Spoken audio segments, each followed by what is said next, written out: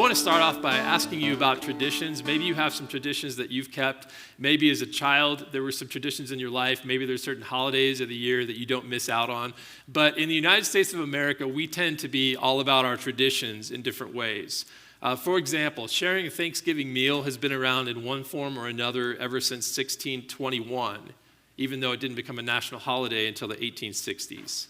Mardi Gras started on Fat Tuesday in 1699 in the town of Mobile, Alabama, when a French-Canadian explorer landed there and decided to throw a party on Mardi Gras Point. And that happens every year, especially in New Orleans. Pumpkin carving has happened every Halloween since 1866. There was a magazine called Harper's Young People at the time, and it published a story about these kids having a great sacrifice of pumpkins. And it let people know that this idea was there, and kids across the country took it on. First Groundhog's Day dates back to February 2nd, 1887, when a newspaper editor had a bright idea for predicting the arrival of spring that year. In case you're interested, the groundhog has been right 39% of the time. So whether or not you trust Punxsutawney Phil, I'll leave that up to you in mathematics. Christmas lights. A friend of Thomas Edison, came up with that idea of hanging Christmas lights on trees in New York City in 1882, and it took off and it spread out throughout the nation. And maybe that's the way that you trim your trees today. Things like the World Series have happened since 1903. Even hot dog eating contests have been around for over 100 years. The first winner downed 13 hot dogs. The present day world record is 63 hot dogs in one competition. That was by Joey the Jaws Chestnut, just in case you're wondering. Pretty good nickname. And we start, I think after a time, even our family, we get attached to our different traditions in our life, to the point that if somebody opposes them or questions our traditions, we feel like maybe they're lesser, or maybe they're compromising, they're missing out on something in life. Maybe they're un-American, maybe they're even ungodly because they don't believe in our traditions. And in this passage, Jesus is going to start off by saying some things, doing some things that cause us to sort of press pause on our traditions. He's going to shape our perspective, how we view traditions. And he's also going to show us that he has the authority to ask us to rethink some of our traditions, specifically maybe even our religious traditions. And we'll talk about some examples of those as we get along and things this morning. We're in Matthew chapter 9. We'll get at verses 14 to 26, so 12 or 13 verses today. And we'll look again at some of these things that are causing us to question, is Jesus more than just a man? First thing we'll look at is routine today. And just as far as setting, Jesus is still in Capernaum. It's sort of he was raised in Nazareth, but he claimed Capernaum as his hometown for his period of ministry. A lot of the stories that you read about in the Gospels, Matthew, Mark, Luke, and John in the New Testament, they happen in Capernaum. It means village of comfort, so it's very fitting that Jesus is providing comfort from the village of comfort, that's sort of his base of operations. And again, he's just healed a paralyzed person, attended a feast held at a tax collector's home in his honor. These are some things that just recently happened. And then it says in verse 14, again, they're still in Capernaum, John's disciples, so John the Baptist, if you're familiar with that figure, sort of was the person who got people's attention, encouraged people to start thinking differently, knowing that Jesus was soon going to come on the scene. God sent John the Baptist to get people rethinking their faith and rethinking their life and their commitment to him. And so John's disciples are still around at this point. They came to Jesus and they said, "Why do we and the Pharisees fast often, but your disciples, they don't fast?" That's almost one of those trump cards, isn't it? Like our practice, our tradition, it must be better than yours because we fast often. And in the Jewish culture, we know from documents like the Mishnah that tell us a lot about Jewish practices in the 1st and 2nd century AD, it was a common practice for Jews to fast every Monday and every Thursday. So when they said often, they meant we go without food during the daylight hours pretty much twice a week, every Monday and every Thursday. This is what we do. But your disciples, Jesus, they don't do that. So we strictly follow these sets of rules. And the implication is, Jesus, your disciples, it seems like they're a little less spiritual than we are because they don't follow these religious traditions that we've been following for decades to fast twice a week. And maybe you feel that way about people. Maybe you have some specific religious rituals that other people don't. Maybe you have friends who call themselves followers of Jesus and you attend church a little more often than they do, or you're involved in serving a little more often than they are, or you give to charity on a consistent basis, and your friends, maybe they don't. And so therefore you think, I'm a little more devoted to God than they are. Have you ever felt that way? Maybe we have, but all those things are kind of attached to rituals or traditions. Do rituals ever make you more spiritual than somebody else? And I think if we ever go there, if we ever start to compare our spirituality to other people, that's probably a misstep in the first place. Because the motive that we should have for serving God is not comparing ourselves. It's not one-upping other people or feeling like we're higher or more spiritual than other people. That's not it at all. And so if we're ever thinking, this ritual, can it make me more spiritual than this other person? That's probably a bad way for us to go in the first place. But I think a better question is, will rituals help us grow closer to God? And it probably depends on why you're doing them. It also depends on what you're expecting to get from these rituals. What do you think the ritual is going to accomplish? Is it going to build your relationship back with God? Is it going to get you brownie points in God's eyes, or is it just going to help you grow spiritually? And so fasting is one of those different rituals that these people were using. And just to clarify this, Jesus has talked about fasting in the past. He talked about 3 different rituals that can help us grow spiritually in the Sermon on the Mount in Matthew chapter 5, 6, and 7. One of them was prayer, one of them was charitable giving, and then the third one was fasting. And so fasting can actually have some benefits. The Bible talks about using fasting to clarify God's will. Sometimes people will go without food for a meal or for a day or for a few days or for specific times of the day or meals because they're taking that time and they're seeking God's will. They're saying, God, I want to know your will more than I want food right now. So please clarify it. Some people use fasting to confess their sin and humble themselves before God. Some people use it as a time of grief. I'm so grieved by what's happened. I feel such a hard sense of loss. I don't even want to eat right now. Sometimes they use it to beg for deliverance from something, from illness or from danger in the Old Testament, from militaries attacking, from drought. That was something the Jews would turn to fasting often for. Our crops are failing, and so we're going to go without food on specific days as a whole community, God, so that you'll send rain on us. Sometimes it's to dedicate ourselves to a time of prayer or a time of service. Sometimes it's to take our resources that we would use to buy a meal and give that to somebody else who needs the food more than we do. And so there are benefits to these routines and rituals like fasting.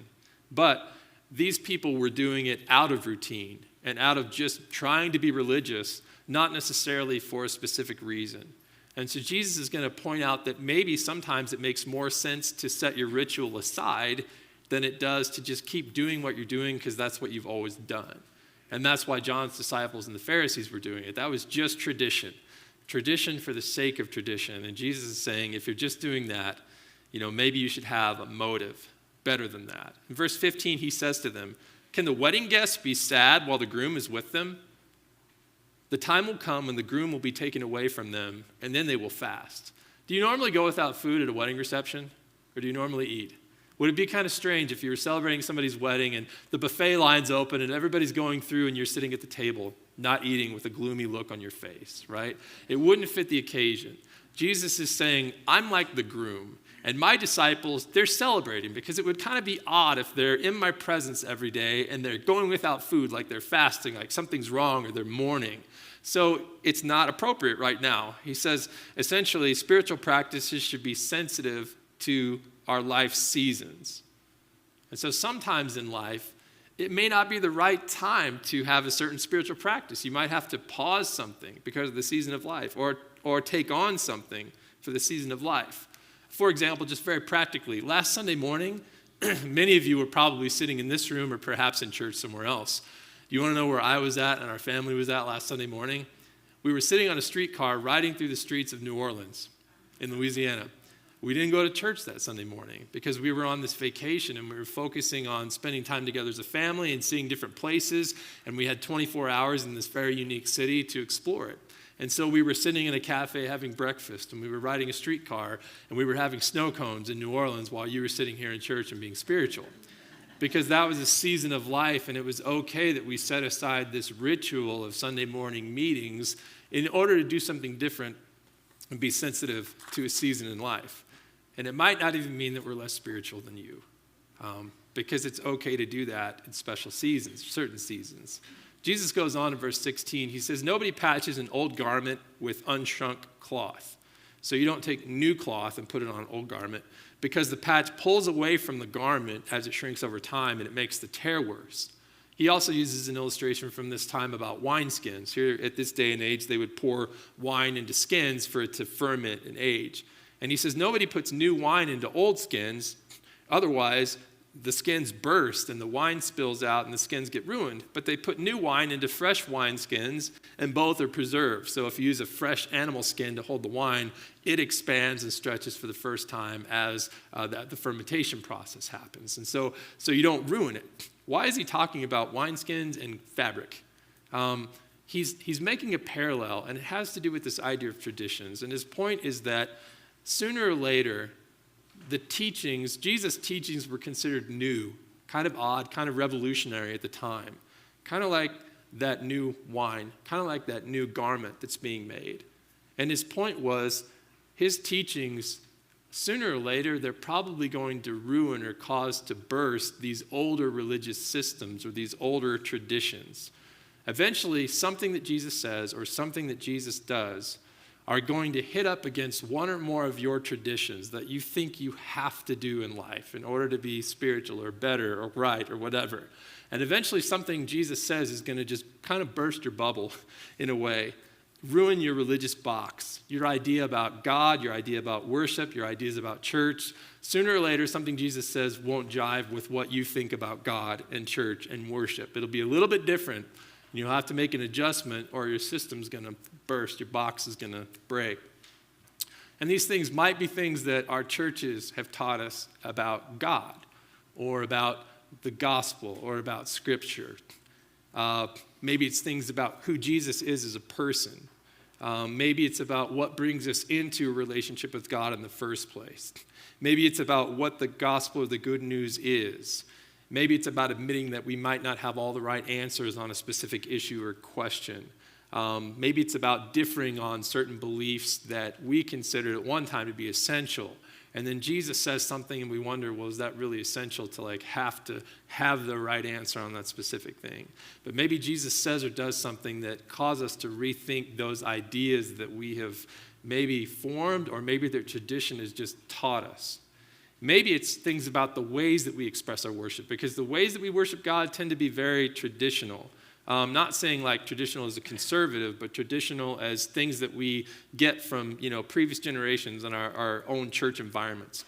And maybe it's looking at worship as an ongoing experience, where at one point in time somebody said, well, worship is that music that happens for 30 minutes at a church service on Sunday mornings. That's worship. But then we realize, I think worship is a little bit more than that. I think it's about the things that we say and the things that we do. Maybe it's bigger.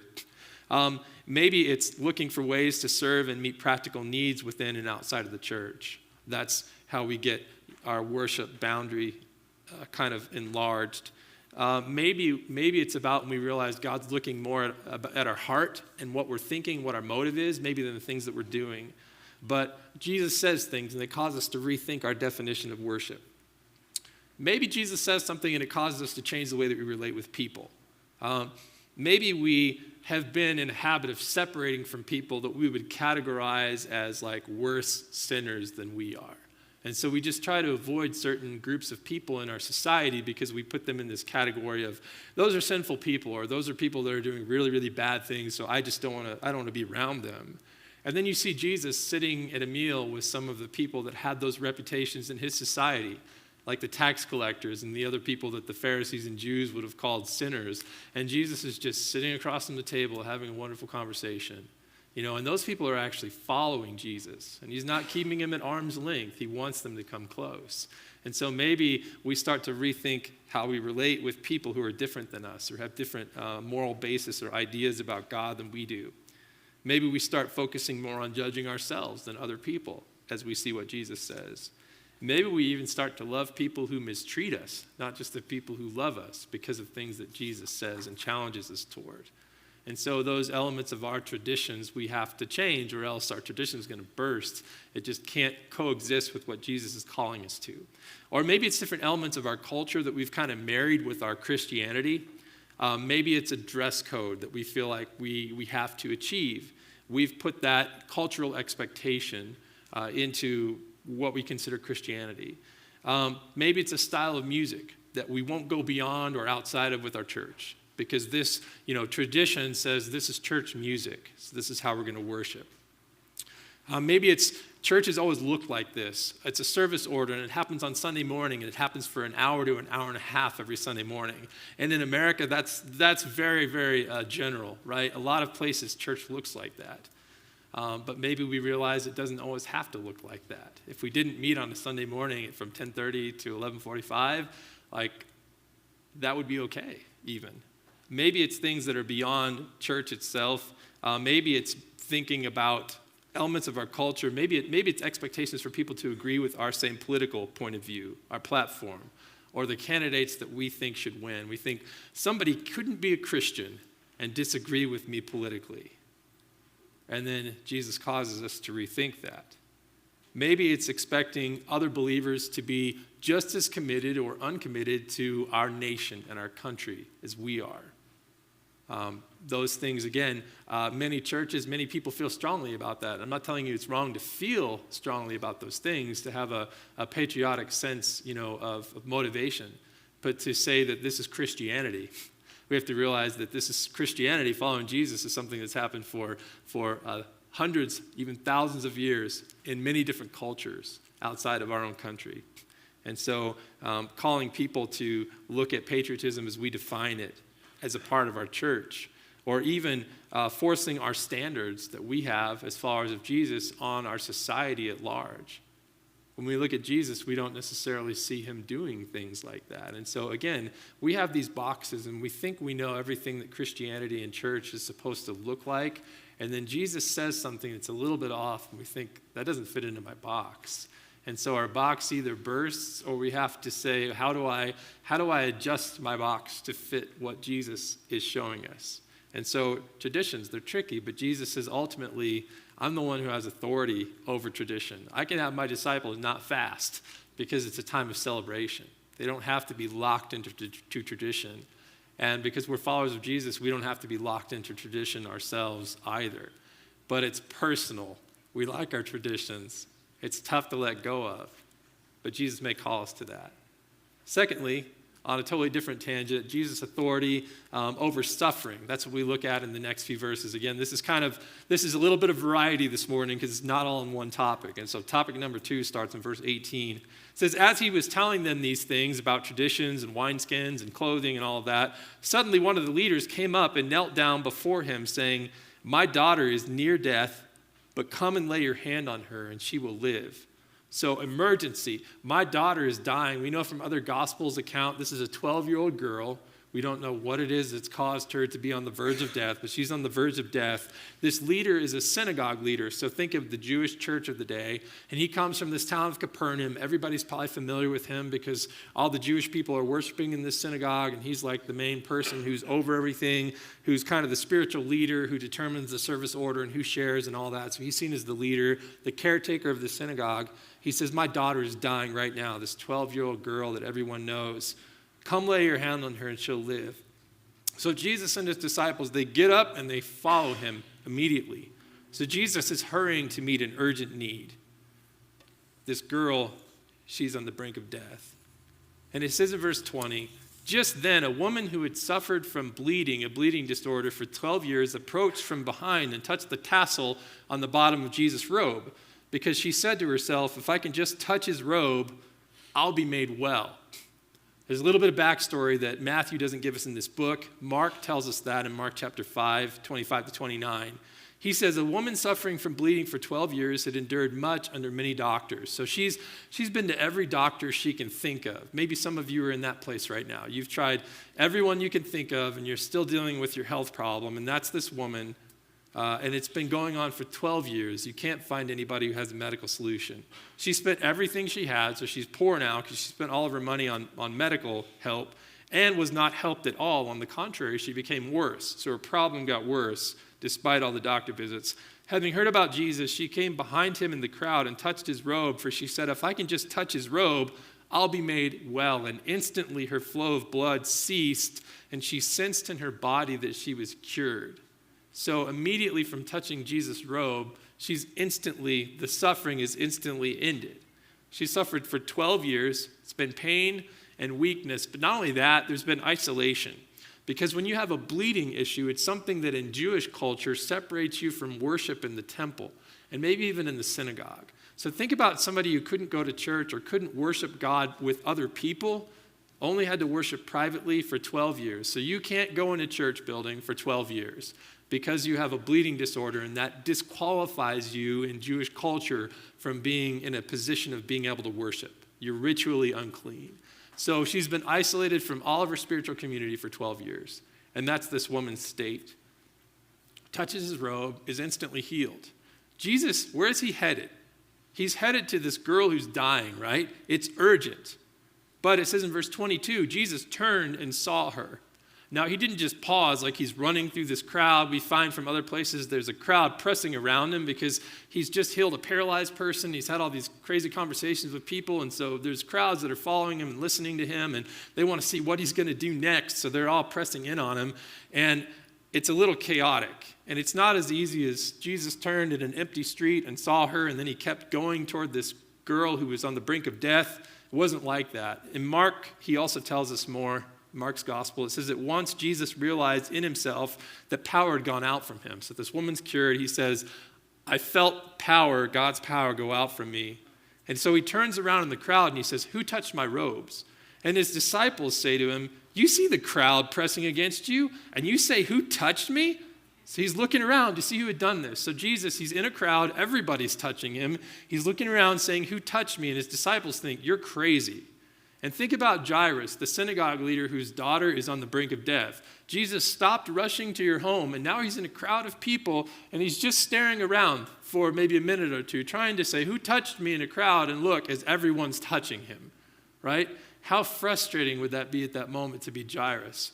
And you think, like, Jesus, like, he's just being so unreasonable, so irresponsible, and you're furious and you're frustrated, and other people wonder, why did Jesus stop for this woman who eventually identifies herself instead of going to help a synagogue leader who obviously is higher on the priority list than this woman? Because women in society at that point in time are kind of relegated to the lowest classes. And so people are just confused at everything Jesus is doing. And again, Jesus is kind of turning tradition on its head in that moment too, because he's not acting like people in society would act. He's doing things differently, and he's doing it to make a point. He's doing it to communicate something. And he's doing it because there's something that this woman really needs in this moment. And this Jairus, the synagogue leader, is no less important than this woman, who is no less important than Jairus' daughter. In Jesus' mind, he cares about everyone, but there's something that Jesus needs to say to this woman, something she needs to hear. And he has a reason for pausing, which doesn't make sense to anyone at the time. Here's what Jesus says to the woman. He says, have courage, daughter. You can think about how if you had been separated from formal worship for 12 years, you might wonder what God thought of you, right? I haven't been able to go to church in 12 years. Does God still, do we still have a good relationship? And Jesus, again, as I would say more than just a man, but you make that determination on your own, is saying to her, daughter, is conveying something about the fact that her relationship with God, despite her isolation for 12 years, it may be things have isolated you from God for a long period of time. But God doesn't look at you differently, and you haven't lost that relationship with him that you had in the beginning. Like he still sees you. And so he's saying, daughter, have courage. I want to reassure you, you're still a daughter of God. And also he says, your faith has made you well. That word well, it's delivered, it's saved. And so it's delivered her from, on the one hand, obviously from her affliction. It's healed her physically. She's been permanently delivered. He says, your faith has made you well. And that word made, it's in a specific verb tense that says, like, this is permanent. So he's assuring her, you're not going to have to go back. This bleeding disorder is not going to kick back in tomorrow. Like, you're permanently healed. But maybe he's even saying something more significant than that. You have been saved or delivered or rescued in a spiritual sense. We don't know that. at the very least, it's a physical sense. And we know it's a permanent sense. And so he knows she needs reassurance, and he's taking that moment to reassure her, you're still in God's family, and you're not going to have to deal with this anymore. She needs that. She needs that just as much as this girl needs her life spared. And of course, the end of the story is that Jesus gets there in time, and the girl's fine, but it doesn't happen that way. It doesn't work out. It says while he's still speaking, and this is bouncing back to Mark 5, which is a parallel account of this. While Jesus is still speaking, people came from the synagogue's leader's house and said, your daughter's dead. Why bother the teacher anymore? But when Jesus overheard what was said, he told the synagogue leader, don't be afraid, only believe. He didn't let anyone accompany him except Peter, James, and John, James's brother. So just then news arrives that this girl, she's passed away.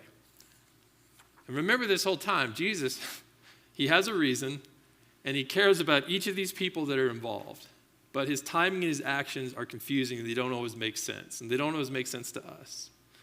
But the last thing we're going to see Jesus have authority over this morning is death. We're going to look at a resurrection. Verse 23, and this is back to Matthew 9. When Jesus came to the leader's house, he saw the flute players and a crowd lamenting loudly. And this is part of the practice. Most of the time, people were buried in 24 hours here. They didn't have embalming practices. They didn't have funeral homes. And so one of the things culturally that they would do is they would hire flute players. They would hire people, professional women, to come and wail. And again, because of Jairus' involvement as a synagogue leader, most people in this town of Capernaum would have known him and his family well. I doubt it would have taken very long. People would have probably just started, gathering their flutes and coming over when they heard the news, and probably even offering their morning services, not only out of professionalism, but out of just the fact that this was heartbreaking for them as well, that this 12-year-old girl had died. And so these bereavement practices are already starting, and they're already underway.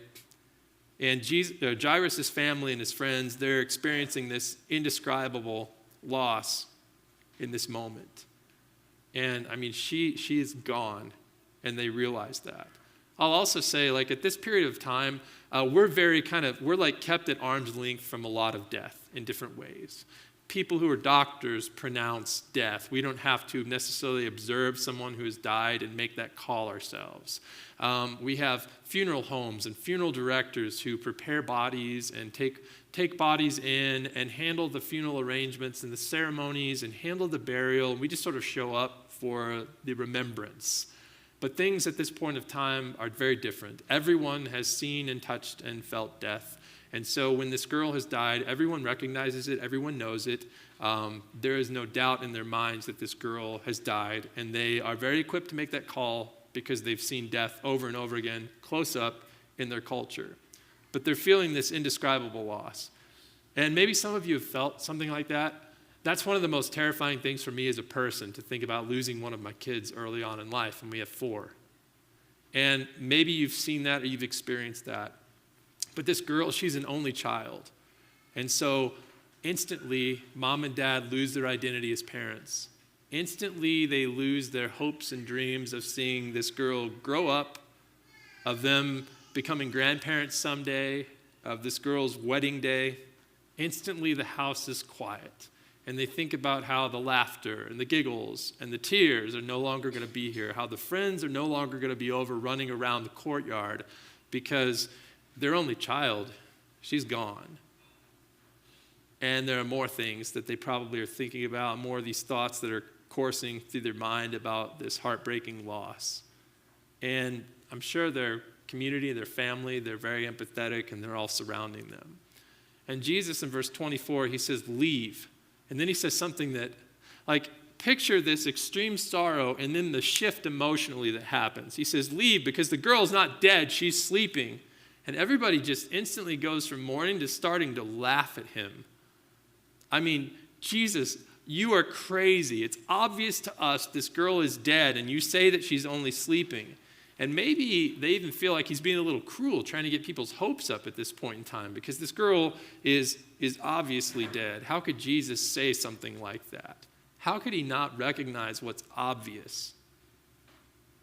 But 25, when the crowd had been put outside, it says he went in. He went in The mom and dad were allowed in, and Peter, James, and John came in with them, and we know from other accounts that those people were there. But all of this crowd, they were put out. Why did Jesus make the crowd leave?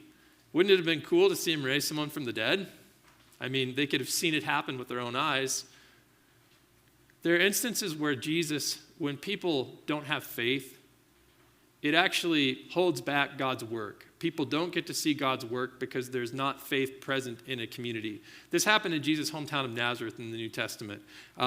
Despite the fact that he was born and raised there, a lot of people didn't recognize that he was a prophet of God, certainly not son of God, in their own town. They thought he was just a normal person. And so there wasn't a lot of faith in him, and the miracles were actually hindered, greatly restricted in Nazareth because of that.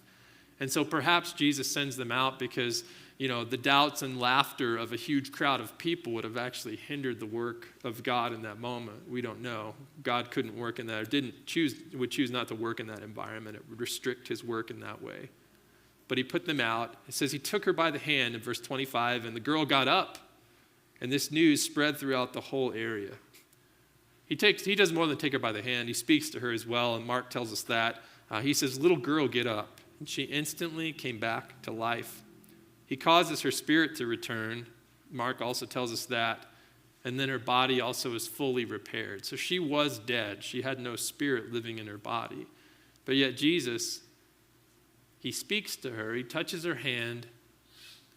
And her spirit returns, and she gets up and sits up, and Jesus says, "Give her something to eat." Maybe Jesus is a man, but how many merely men or women do you know who can do something like that?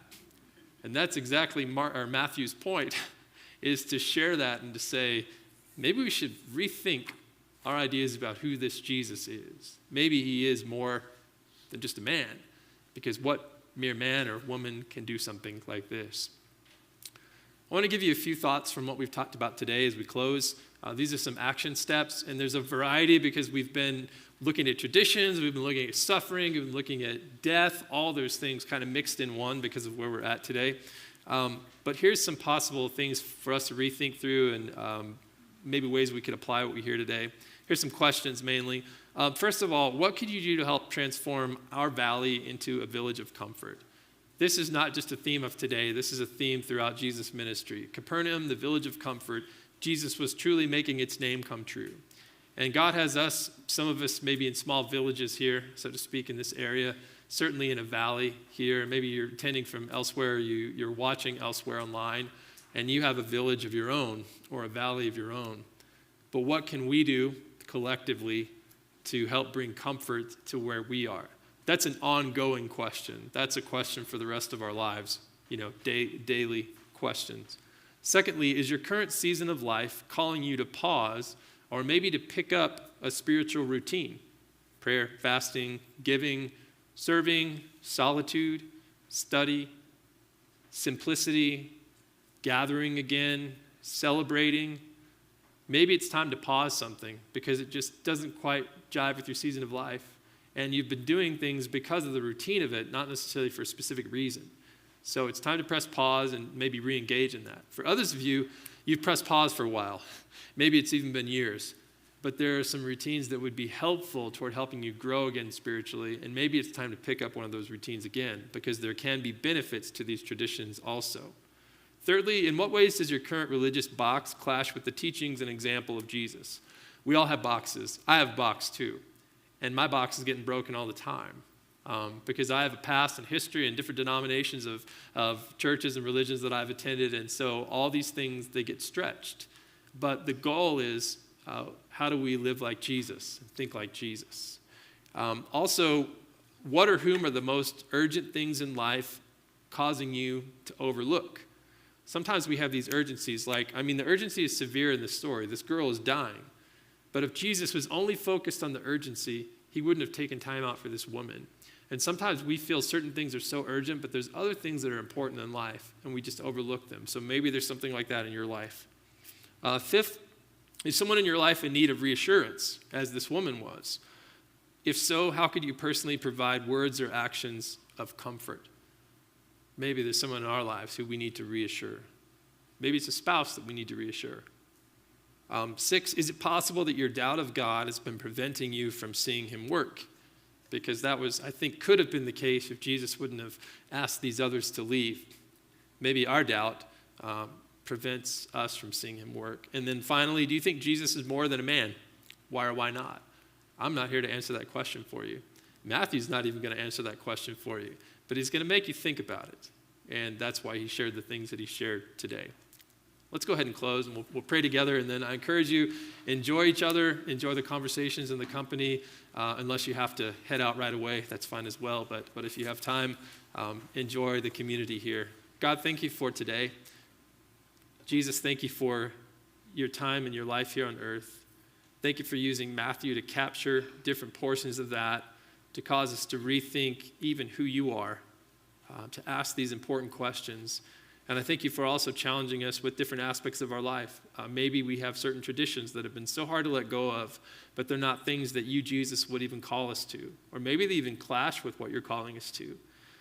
God, maybe there's ways that we can alleviate suffering in our lives. And maybe there are people suffering that we have just completely overlooked because other things are more urgent. They're higher priorities right now. We haven't even noticed. Maybe there's reassurance that we need to give. God, it's interesting to think that Jesus had authority over death. How many people do we know like that, and what are the implications of that? Pray that we would think that through, and thank you again for this community. I pray that we would be an encouragement to each other week after week after week, and you'd show us more ways to bring the comfort that you brought to your village to the areas that we call home as well. In Jesus' name, amen.